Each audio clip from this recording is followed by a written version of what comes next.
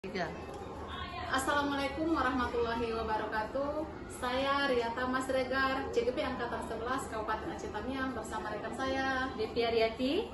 Kami akan melakukan kegiatan pra-observasi supervisi akademik. Langsung saja ya Bu Devi. Baik Bu. Selamat pagi Bu Devi, bagaimana kabarnya hari ini? Pagi Bu, alhamdulillah baik. Saya ingin membicarakan rencana supervisi Ibu terkait pembelajaran IPAS yang akan Ibu laksanakan hari ini. Baik Bu. Baik Bu, terkait tujuan pembelajaran, kira-kira apa nih tujuan pembelajaran yang akan Ibu terapkan nantinya di dalam kelas? Tujuannya adalah untuk meningkatkan pemahaman siswa dalam menganalisis hubungan antar makhluk hidup dengan lingkungannya. Jadi materinya tentang rantai makanan ya Bu ya? Wah, materinya sangat menarik nih Bu. Iya betul Bu. Kemudian Bu, saya ingin menanyakan nih, untuk area pengembangan nih Bu Devi, kira-kira yang pengen Ibu kembangkan dari siswa Ibu apa kira-kira Bu? Saya lebih menekankan pemahaman anak terkait hubungan makhluk hidup dengan lingkungannya dalam kehidupan sehari-hari. Iya, luar biasa Bu Devi ya. Lalu Bu Devi, bagaimana nih metode pembelajaran yang akan Ibu gunakan nantinya? Saya akan menggunakan metode pembelajaran kooperatif, gabungan dari diskusi, kelompok, dan inquiry. Baik Bu Devi, saya ingin Ibu memfokuskan pembelajaran kooperatif, ya, diskusi kelompok, ya Bu ya, di dalam kelas nantinya. Baik Bu. Baik Bu Devi, bisa menggunakan format pengamatan yang saya berikan nantinya. Bisa Bu, baik. Langsung saja ya Bu Devi, kita ke dalam kelas ya. Oke Bu.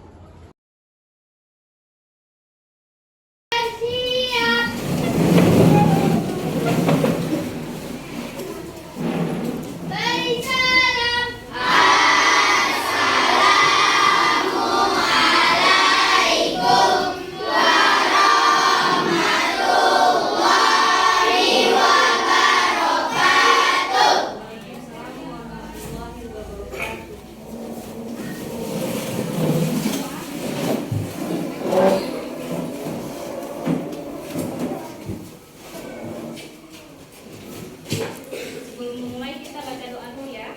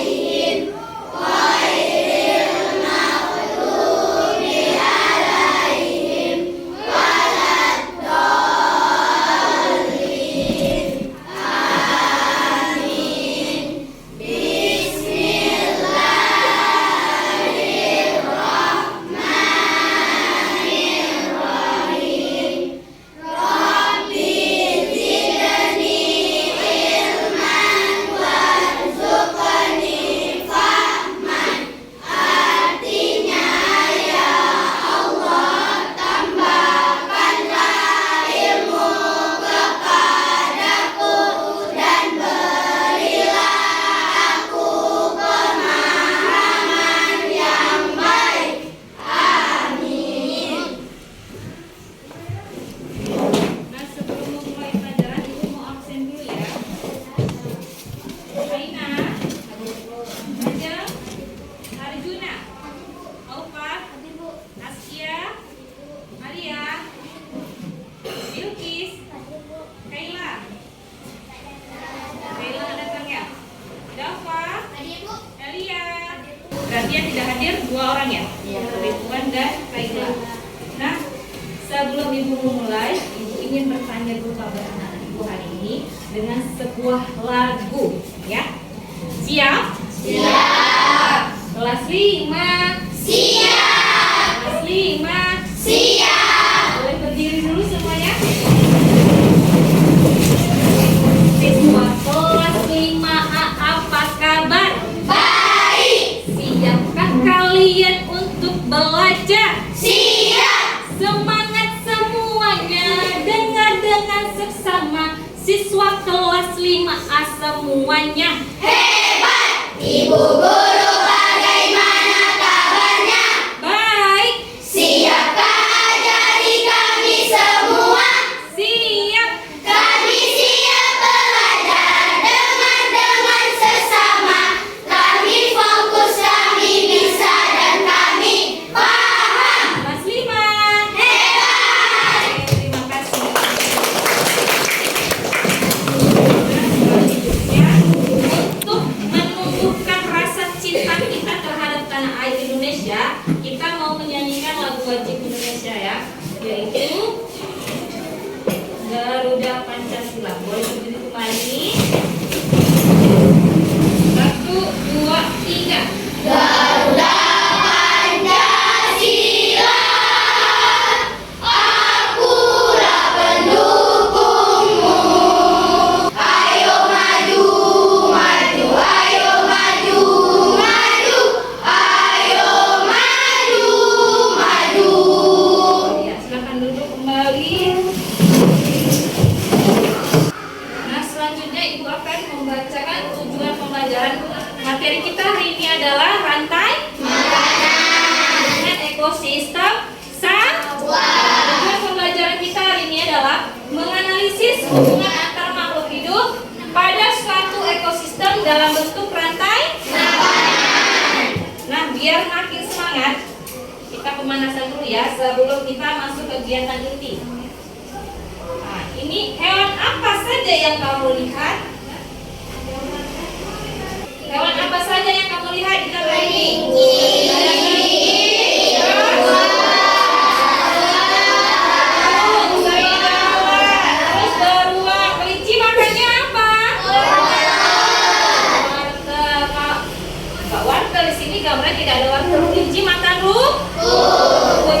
Terus kelinci dimakan apa ini, Nak? Dimakan oleh apa dia?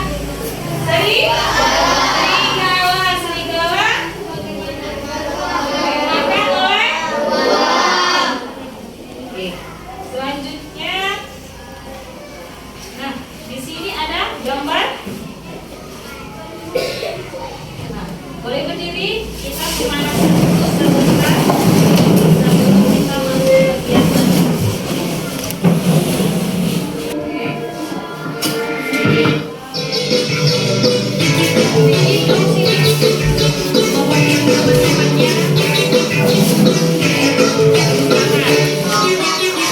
Tangan diputar-putar, bertepuk tangan. Tangan diputar-putar, peganglah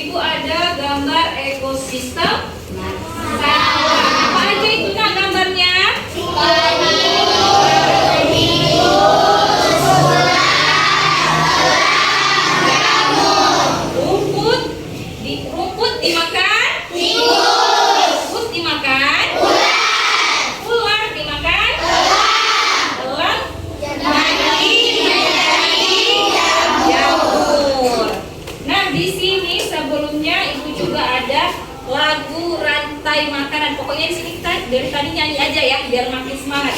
Sebelum ibu masuk kegiatan lebih inti lagi. Oke. Ya, boleh berdiri, Nak.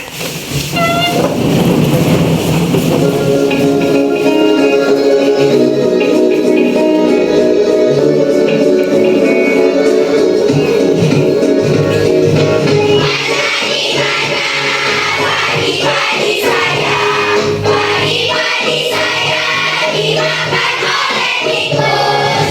Mana di mana tikus-tikus itu? Tikus-tikus itu dimakan oleh ular. Ular dimakan elang, elangnya sudah mati menjadi pupuk bagi tanaman padi. Ular dimakan elang, elangnya sudah mati rantai makanan, ayo dipelajari. Mana di mana padi-padi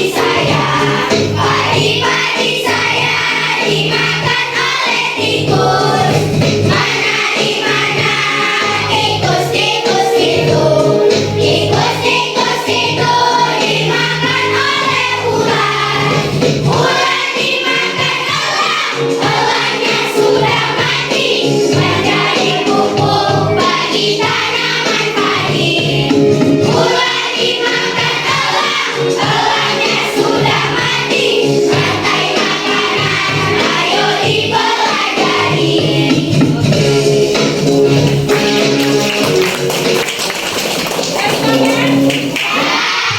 Semangat. Kita lanjut.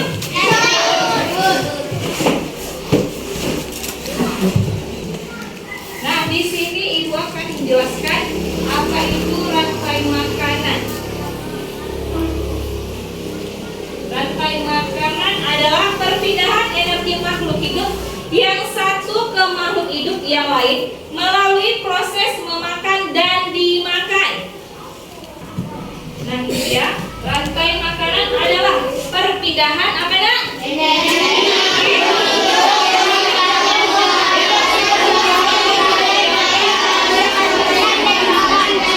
Melalui proses memakan dan dimakan.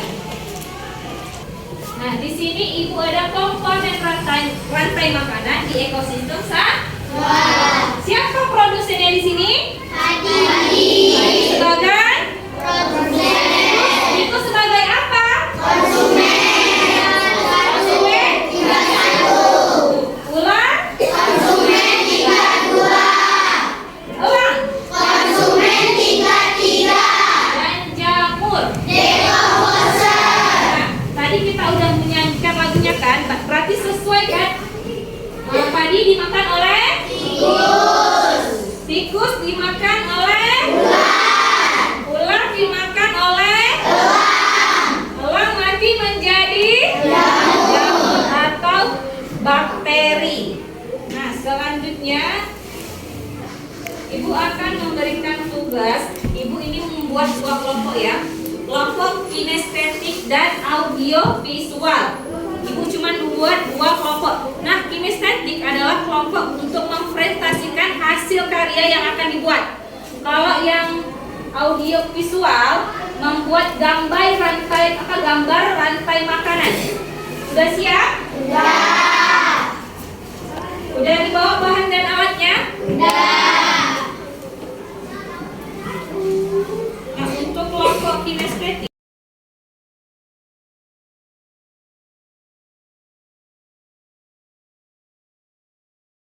mana saya orangnya tadi? Marina.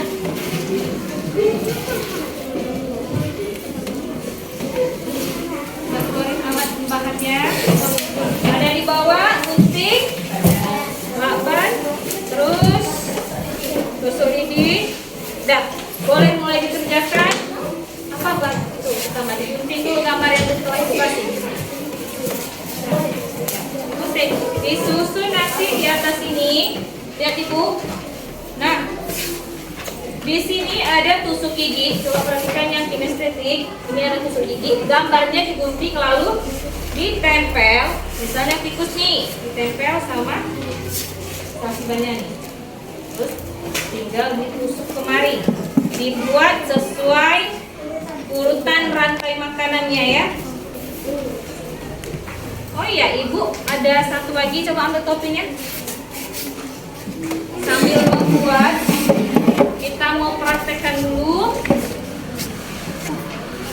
Bismillah, ambil tolong apa? Obat. Coba Ibu suruh maju dulu, Riki, Arjuna, Rizky, Raka, dan Dava. Coba maju. Sambil kita membuat yang lain, kita mau praktek dulu.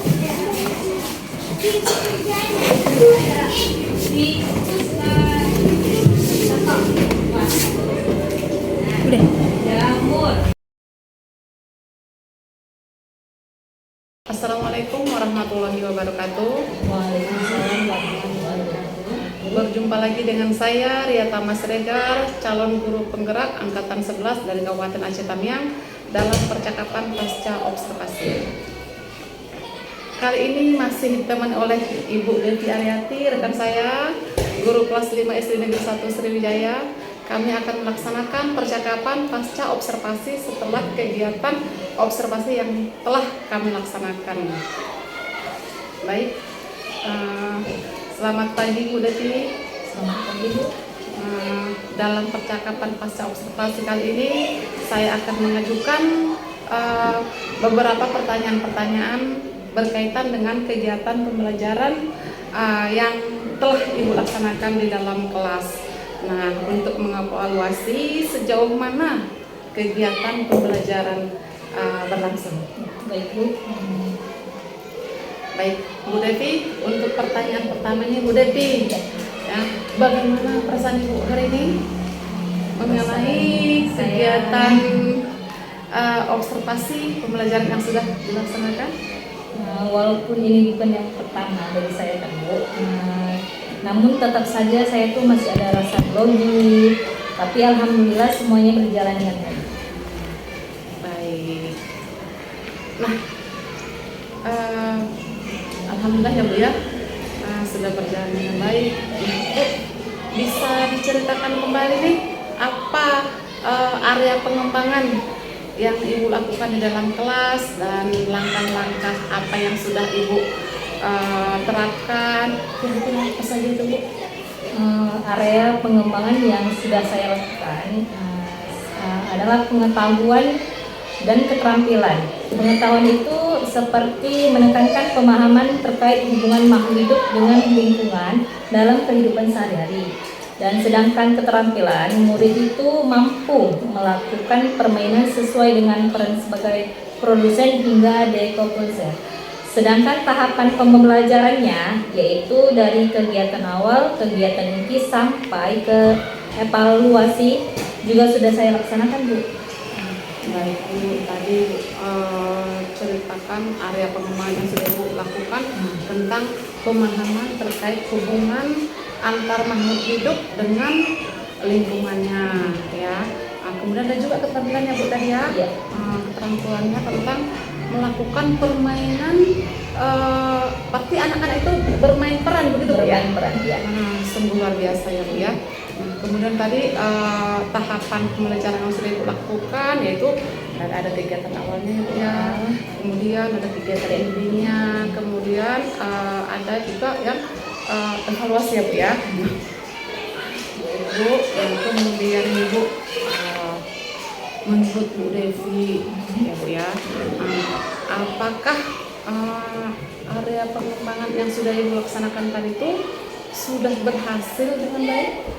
Menurut saya Bu, memang masih ada sedikit kendala. Mungkin sudah lazim ya dialami semua guru, yaitu ada beberapa anak yang memang kurang aktif dalam kegiatan pembelajaran Bu. Begitu ya Bu ya. Memang betul Bu ya, masalah seperti itu memang lazimnya yang dialami oleh semua guru. Kemudian apakah Ibu yang untuk mengantisipasi masalah tersebut, apa yang dilakukan? Untuk mengatasinya, dalam pembagian kelompok saya berpedoman berdasarkan gaya belajar anak. gaya belajar anak itu ada yang visual, auditory, ataupun kinestetik, sehingga anak akan merasa nyaman di dalam belajar. Berarti tadi Ibu melaksanakan pembelajaran berdiferensiasi ya Bu ya. Pembelajaran berdiferensiasi, ada yang kinestetik, ada yang auditory, kemudian ada yang visual ya Bu ya. Berarti semuanya yang Ibu lakukan tadi seperti Ibu katakan, semua Ibu lakukan ya Bu ya. Nah, alhamdulillah sudah berjalan dengan baik. Kemudian Bu, rencana Ibu untuk kegiatan pembelajaran di depan tadi ya, untuk memperhatikan gaya belajar siswa, baik itu sebagai visual, auditory maupun kinestetiknya, dalam pembagian kelompok ya tadi ya Bu ya. Kira-kira nih Bu Devi, apa sih perubahan yang akan Ibu lakukan ke depannya? Secepatnya saya akan melaksanakannya karena ini berkaitan dengan kepentingan murid Bu. Jadi secepatnya ini akan saya perbaiki. Baik Bu Devi, seperti yang dikatakan tadi, akan melakukan perbaikan ke depannya. Kira-kira kiat-kiat Ibu apa yang akan Ibu laksanakan ke depan untuk memperbaiki? Akan belajar untuk bisa membuat siswa itu belajar lebih nyaman, terus dia bisa lebih paham dengan apa yang diajarkan. Kemudian kan agar mereka itu lebih paham, kira-kira apa yang harus dilakukan oleh Devi? Saya berusaha semaksimal mungkin untuk terus belajar untuk cara biar anak-anak itu biar lebih nyaman di kelas, terus belajarnya pun juga lebih santai, lebih mudah memahami semua pelajaran yang disampaikan. Tadi Bu Devi mengatakan agar anak itu lebih memahami yang dia. Kira-kira bagaimana sih Ibu melakukan supaya anak itu lebih mudah memahami? Apa kira-kira yang harus Ibu lakukan untuk supaya anak-anak tadi itu kan mungkin selama ini anak-anak itu kan agak-agak suka payah ya untuk memahami satu pembelajaran itu. Nah, kira-kira menurut Ibu apa sih ya supaya anak-anak itu lebih mudah mengerti tentang suatu materi yang akan Ibu berikan? Dengan cara saya biasanya itu kalau menggunakan media seperti Infocus kan, terus saya tampilkan tuh contoh-contoh tentang pembelajarannya, saya jelaskan, terus saya praktekkan juga sama anak-anak biar lebih memahami, karena kan anak-anak ini kalau tidak mempraktekkan dia itu kurang paham apa yang disampaikan gurunya. Media salah satunya Bu. Mungkin seperti itu, lebih contoh yang konkret ya Bu ya, contoh yang nyata ya. Kira-kira media seperti apa yang Ibu tampilkan nih kepada anak-anak supaya mereka itu lebih mudah memahami ya? Salah satunya video pembelajaran saya buatkan, terus nanti misalnya nih tampil ke depan buat alat peraga seperti itu. Menarik sekali ya Bu ya.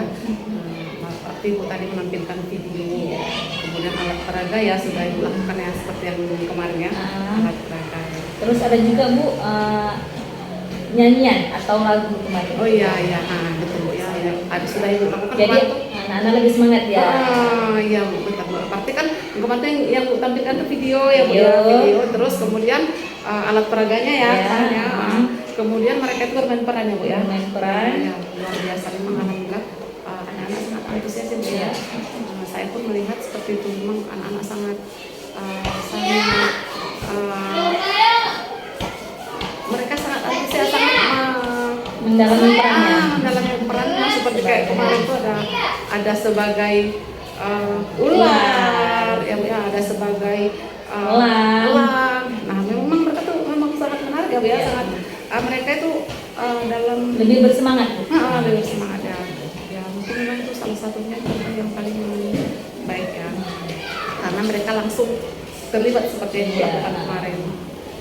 Baik Bu, alhamdulillah saya pun melihat Ibu sudah memberikan pembelajaran dengan baik. Cuman Bu, ada nih untuk refleksinya Bu. Iya, boleh. Ada sebagian saya perhatikan itu ya, ada sebagian anak-anak itu ya di dalam kelompoknya itu ada yang kurang aktif, Kurang gitu aktif, ya, ya. kurang aktif gitu kan. Mereka itu kurang ikut andil Iya, ya. Nah, kira-kira Bu, ke depannya itu begini. Yang kurang aktif itu insya Allah kedepannya saya akan membuat dia lebih bersemangat lagi Bu. Saya akan ajak dia terus untuk belajar biar pede Bu. Salah satunya kadang kan anak-anak ini kurang percaya diri ya Bu ya, makanya dia tidak aktif ataupun dia minder sama temannya. Makanya dia tuh waktu bermain peran itu dia diam aja gitu, tidak melaksanakannya seperti yang teman-teman yang lainnya. Makanya nanti insya Allah saya bakalan ajarin dia terus untuk lebih semangat lagi dalam pembelajaran, semua pembelajaran. Nah, semoga perubahan-perubahan nanti ataupun perbaikan-perbaikan yang Ibu rencanakan tadi itu sesegera mungkin ya Bu ya, dapat dilaksanakan sehingga permasalahan yang ada di dalam kelas tadi itu dapat mendapatkan suatu solusi ya Bu ya.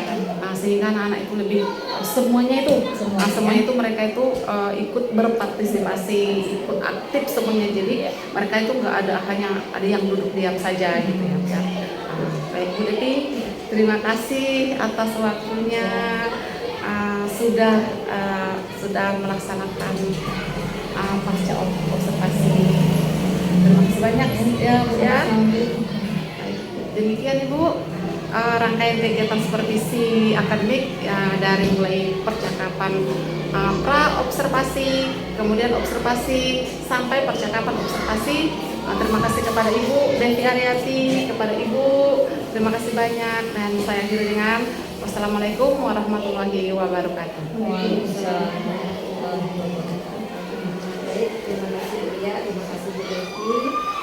Karena Bu Devi sudah bersedia menjadi volunteer ya, menjadi sukarelawan untuk di coaching dan observasi oleh CDP yaitu Bu Yana dari CDP Akademik. Baik, terkait dengan coaching ini sendiri adalah sebuah proses untuk menggali ide-ide dari coaching atau orang yang kita observasi. Nah, pada kesempatan kali ini saya melihat Bu Ria sebagai seorang coach itu sudah sangat baik, sudah sangat enjoy menjalankan perannya sebagai seorang coach. Jadi saya melihat tadi sebenarnya di area pengembangan diri yang pertama, ketercapaian tujuan. Jadi bukan hanya di sini sih, di beberapa tempat saya melihat ketercapaian tujuan itu hanya ditujukan kepada siswa.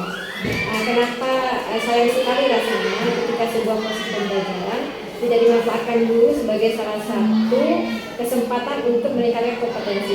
Misalnya kemampuan area pengembangannya adalah kemampuan guru meningkatkan pembuatan media ajar yang misalnya interaktif, atau media ajar yang edukatif, atau media ajar yang menyenangkan gitu. Nah, apa media ajarnya ya? Mungkin dengan role playing tadi atau bermain peran tadi. Nah, itu bisa menjadi salah satu area pengembangan dalam tujuan pembelajaran.